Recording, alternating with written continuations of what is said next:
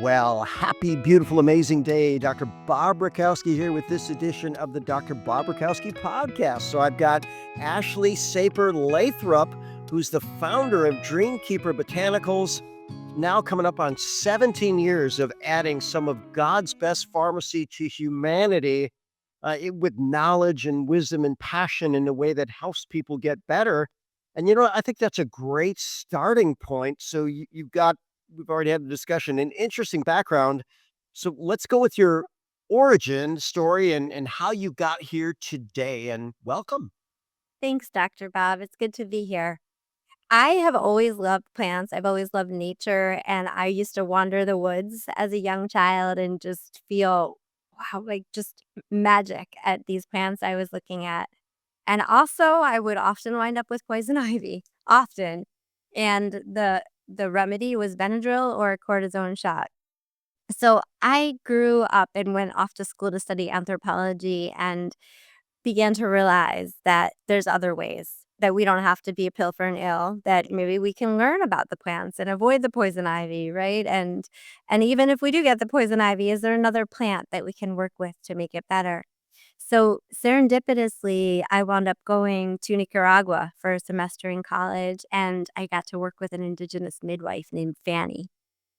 And Fanny lived on the outskirts of the village, and she was this beautiful elder who would just go to people's houses when it was time for birth, and she'd go and check on them leading up to the birth. And she took me under her wing. And when I asked her questions about, well, what do you do if the baby is in the right position? She'd say, massage and herbs and food. It was all the basic nutrients and the things that we have been given through nature to take care of ourselves. And it took the fear right out of birth. And it was a whole new model for me because here in the States, I just saw women go off to the hospital and come back with a baby. Well, and that was a very dark part in human history when doctors started delivering babies. Both baby and mother mortality went up way through the roof. And that's the story of someone called Ignaz Semmelweis. And oh, what a horrible story there. But if we go back through medical anthropology, medicine woman, right? It was the women that really carried the wisdom of nature to the tribe. So I find that very, very fascinating. So what was your top lesson from that midwife experience? And then how did that lead you more or less to where you are today? It showed me a whole new paradigm in that we can really trust our own voice as healer. We can trust in our own body. We can trust in nature to lead the way for the most part with knowledge, with intuition. We find that balance, right, between science and nature. So I did think about midwifery. It was a thought for a while. I came back to the States and started exploring traditional pathways of medicine. And that was when I learned about herbalism. I didn't know about herbalism as a trade. And I traveled around the country and I kept meeting people, both indigenous people and little herb shops. There was an herb shop in Durango, Colorado, where I lived for a while. And she'd teach in the back how to make salves and how to make tinctures. And it just felt so aligned for me because it was a way to empower people. And I mean, this is nothing new, right? So many people have this way of being in their family and their ancestry. And now there's this whole resurgence in herbalism. And I did think about the midwifery path, but the herbal path felt more aligned for me. So at that point, I just did everything I could to learn about plants, both in formal schools, in apprenticeships, working in stores where I got to work with people, doing just basic plant walks, bringing people out to meet plants and get to know what they are used for. And then it just sprang into a business. And it's what I've been doing for a long time now. Well, interesting enough, we go through cycles, and I remember, teaching the history of herbology a couple thousand years ago. That's all they had. They said, "Here, take this herb," and then somewhere along the line, religion got involved and said, "No, no, that herb is heathen. Say this prayer." And suddenly that prayer doesn't work anymore. Take this pill, and then now we're at that. Wait a minute, that pill doesn't work anymore. Take this herb. What I want to know is very, very simply, what are your top three favorite herbs and the conditions? Yes, I think at this point in time, people are experiencing such record levels of stress. And whatever we can do to really move through that stress in a way that feels like our nervous system is not under attack. So adaptogens are a really important category of herbs. And one of my favorite adaptogens is holy basil. This is sometimes known as tulsi, especially in Ayurvedic medicine. And in Ayurvedic medicine, holy basil is really revered. And it's seen as an auspicious plant that one would grow outside of their home to bring prosperity, to bring good health to the family. And the awesome thing about holy basil is you can grow it in your garden so easily and just make a simple tea out of it. An infusion where you're pouring boiling water over it, letting it steep for 10 minutes, straining it, drinking it, and all of a sudden having the room to breathe and just feel the spaciousness that you might not have felt before. And holy basil is a great adaptogen because not only do you feel that spaciousness and deep calm in the moment you drink it, but it helps build your nervous system so that you have more resilience. And that's just a win win all around. Um, let's see, second herb of the moment is motherwort. Motherwort is Leonaris cardiaca. As you can tell, it's good for the cardiovascular system. You can hear that in the botanical name there. Motherwort is also really great for women. So the common name gives that away. It helps to balance hormones, it helps with stress. And for people who really have that mothering energy and love to give and love to take care of people and sometimes experience burnout, motherwort is an herb that can really help them to not feel like the weight of the world is on their shoulders. And I've found that motherwort shows up at just the right moments for me. When I first became a mom 17 years ago, you know, it doesn't always go exactly the way you plan, and after a little bit of a tough labor and a little recovery period, I remember coming out into the light on a summer day and just seeing motherwort growing up out of the crack in the pavement near my house, and it was a really great reminder, right, yes, I don't have to do this alone. Motherwort's great for panic attacks too, so that's a real common herb for when someone feels like their heart is beating really fast and their palms are sweaty. And I've noticed that motherwort is having a moment in my garden this year. There's a abundance of motherwort. So I think this is a message to make a lot of medicine and share it with my community. Because, we're all doing the best we can to take care of each other and ourselves. And those plants can be great allies for that. I know you said three, so I can't leave out rose.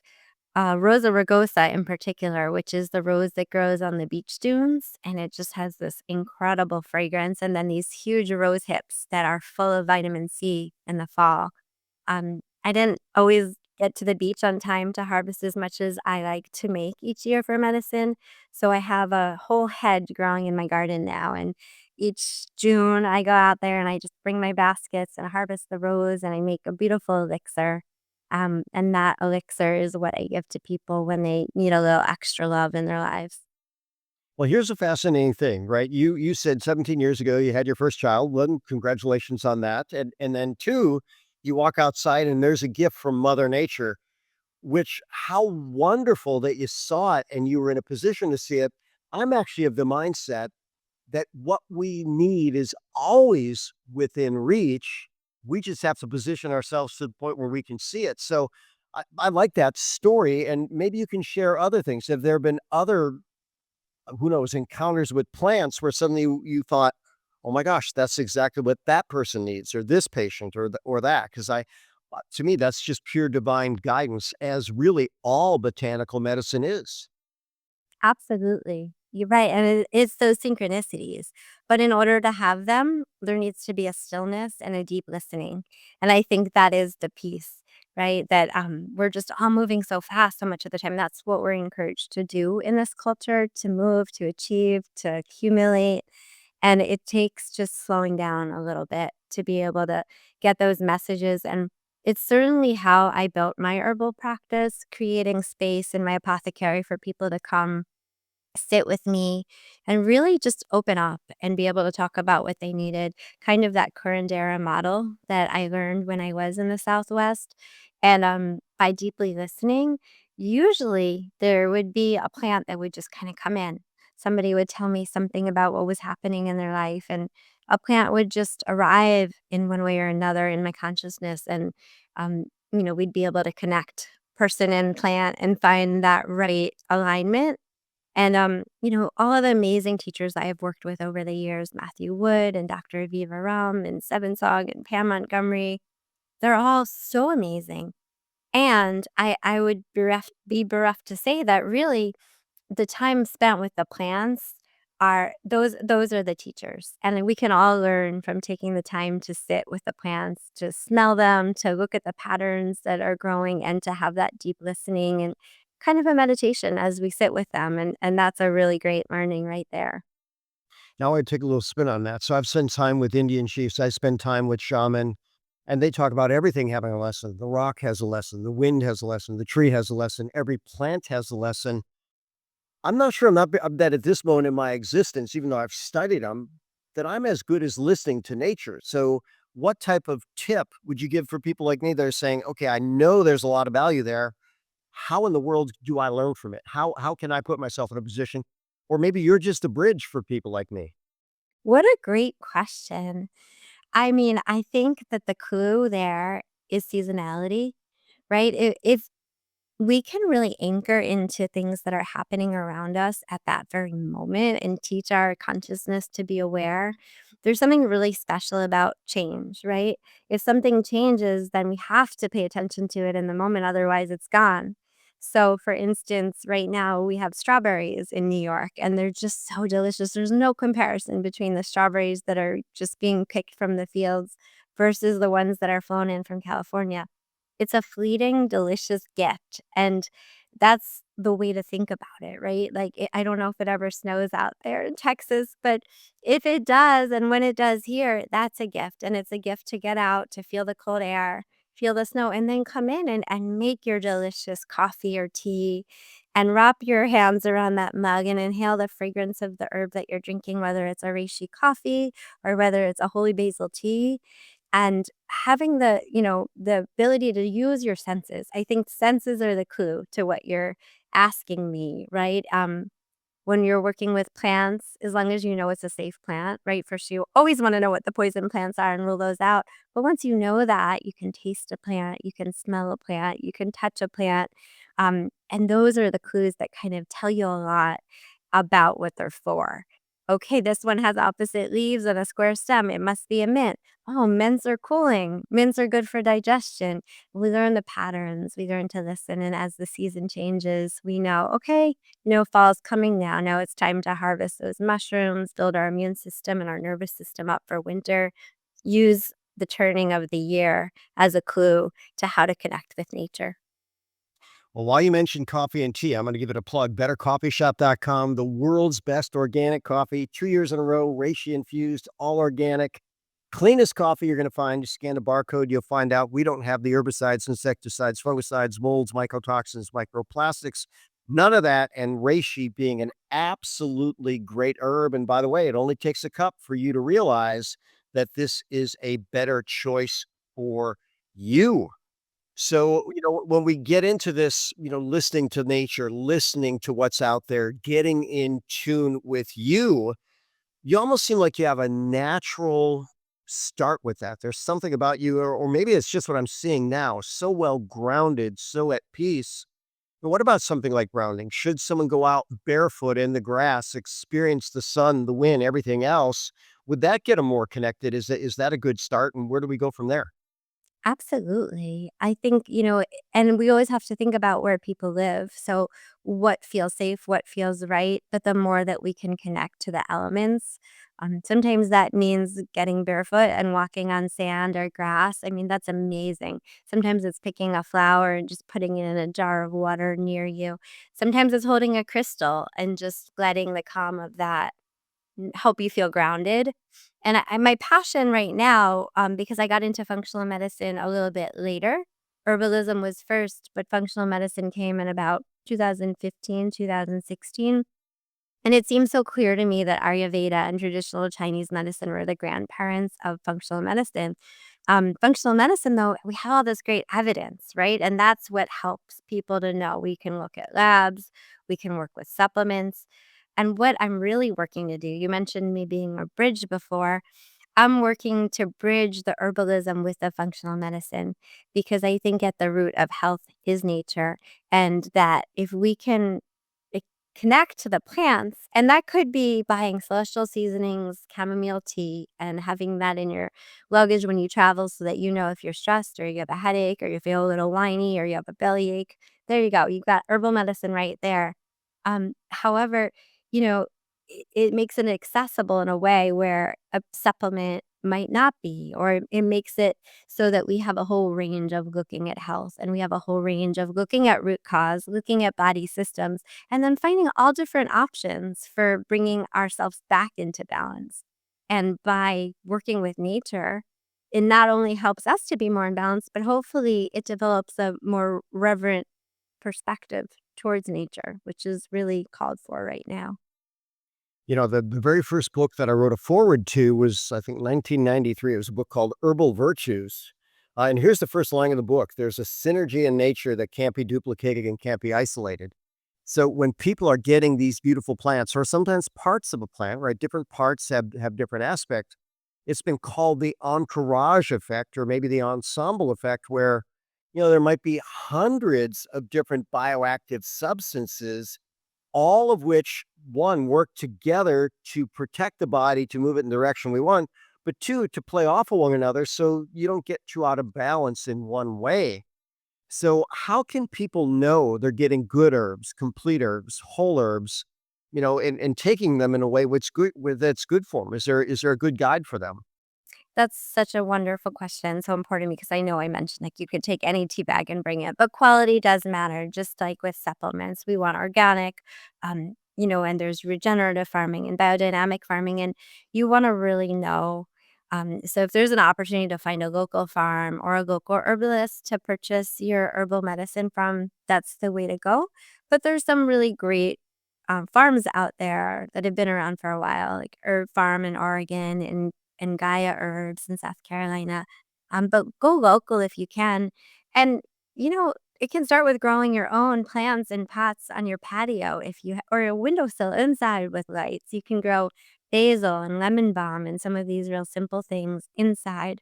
But certainly look for organic. And unfortunately, now with microplastics being such a problem, if we're buying tea bags, we want to look to make sure that we are buying a product that does not have microplastics, that is coming from a place where the standards are the same as they would be here. Sometimes if we're buying herbs from other countries, we need to do our due diligence to make sure that the growing practices are good for us and good for the earth. So sourcing is important. That's really important. And like anything, if you can get your vegetables from a local farm, you want to see if you can find your herbs at a local farm. And most places have an herbalist there now, and certainly I'm happy to help connect people to the right places too. So let's talk about some of the people that you've worked with, not by name, but let's talk about a case where, who knows, they were being led in the wrong direction, didn't really understand the power of herbs.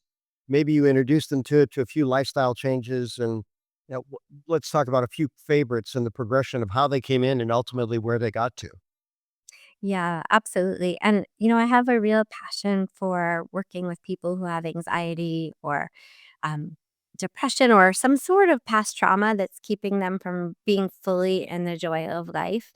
And what I feel is that if we can find the right herb, and again, it's that deep listening, the resonance with a plant and a person, and if we can connect them with the right plant, along with the other things that one does when they're feeling stressed, because so much is anchoring. Like you said, how can we ground? A lot of that is deep breathing. Sometimes it's a mantra. This too shall pass. All is well. Whatever feels right for a person. Um, we know so much about neuroplasticity now, right? That these neural networks in our brain can keep growing and changing and adapting. And while we're doing the work of the deep breathing or the mantra, then we can bring in an herb to kind of superpower. So, one example would be someone I worked with who had been in a car accident. And um, while they were okay, there was a lot of fear around getting back in the car.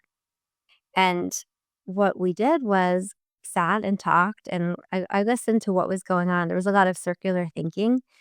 There's two plants that are really great for circular thinking: skullcap, which is in the mint family, and passion flower, which is a really beautiful plant that probably grows out there. I grow one in my house and bring it out every summer. It's a favorite of mine. And what felt indicated in this situation, after checking for contraindications and all the right things, we found that passion flower felt like a really good ally for her. And, when she was working on getting back into a car and driving again, she would take her deep breaths. She would take some passion flower tincture, and it really helped the progression of the healing so much. And what winds up happening after building this relationship with a plant, it's almost like you can just call them in. Like if you think about a best friend or an aunt that really gives good advice and you conjure them up in your mind, it's like you don't really need to be in the same space as them after a while. You can just think about what they'd say or do in that situation. And that's really what Passion Flower did for her. It was like after a couple months, she was able to just get back in the car, no problem. Well, I'm going to ask you about a strategy that I have that may be a little bit controversial, and I'll tell you how I work around it. But I've told people for years, bodies respond to frequency, duration, intensity, quality, and time of the stimuli. And with herbs, the half life tends to be about an hour. So I like to dose things as often as every waking hour. But we have to make sure that we give a dose that they can take that 16, 18 times a day and not run into toxicity. So do you have a good reference? Are there certain herbs that you look out for in terms of frequency and dosing? And maybe even your comment on that. How often should someone dose with passion flower if they have anxiety issues? I think the important thing is to find the dose that works from the get go. For some people, 3 drops is great. And other people need, 2 dropperfuls to make it work for them. With each herb, you want to know how much you can take, and you can probably take up to about 10 to 12 dropperfuls of a good quality passion flower tincture in a day, diluted in some water. So you just want to know how much you've taken. So that would be the important thing with each herb to know kind of what that toxicity dose is or where it becomes a little too high. But sitting with the person and figuring out what that loading dose is a really helpful thing to do because no, even in Ayurveda, there's a philosophy of doshas where there's the vatas, and these are the real sensitive folks that feel so much.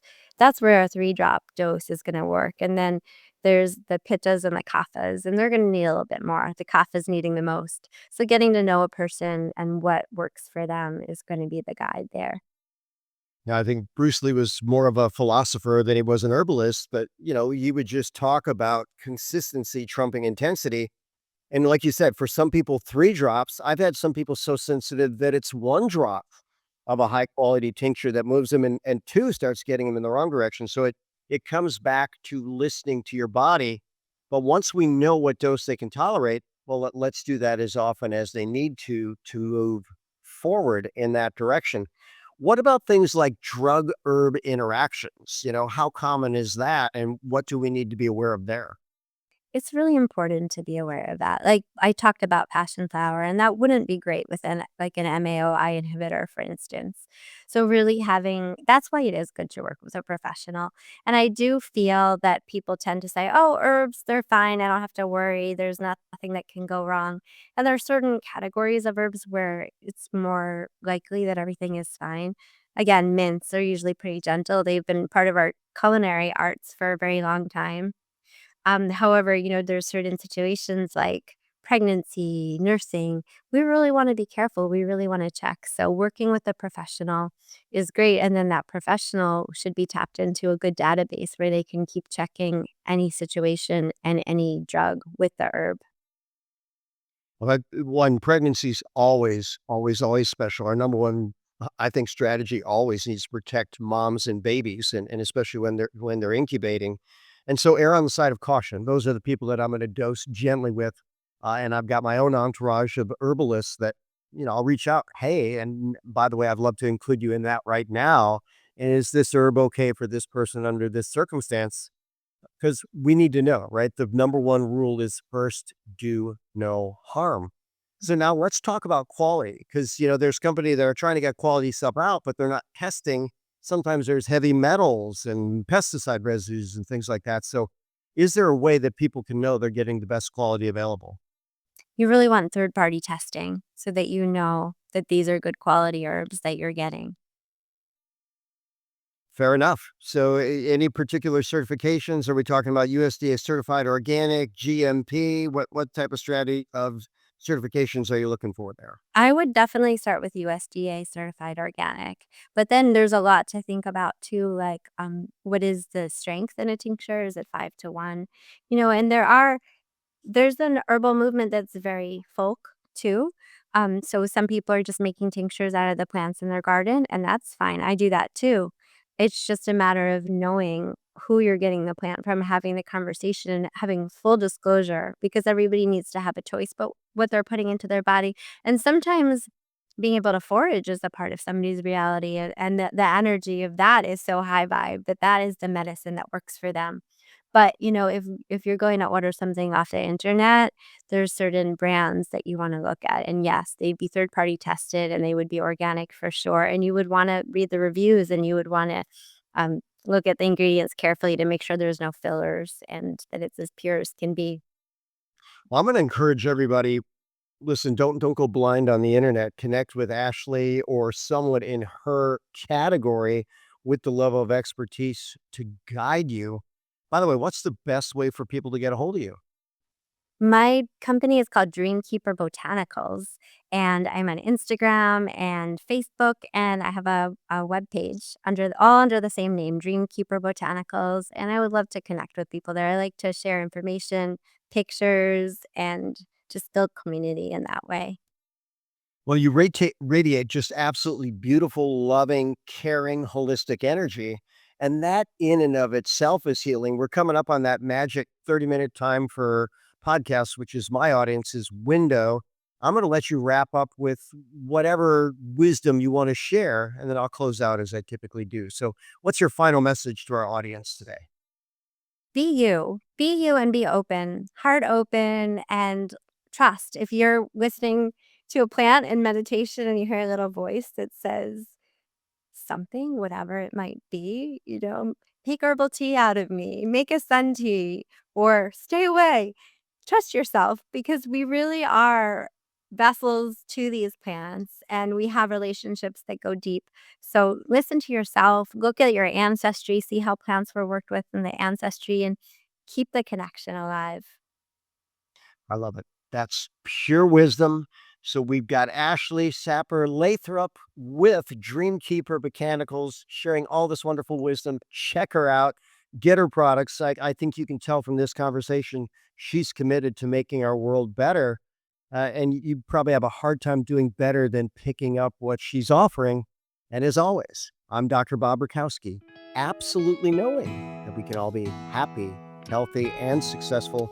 I'm a huge fan of God's Pharmacy. So is Ashley. Put it in your body. I think you'll be glad that you did.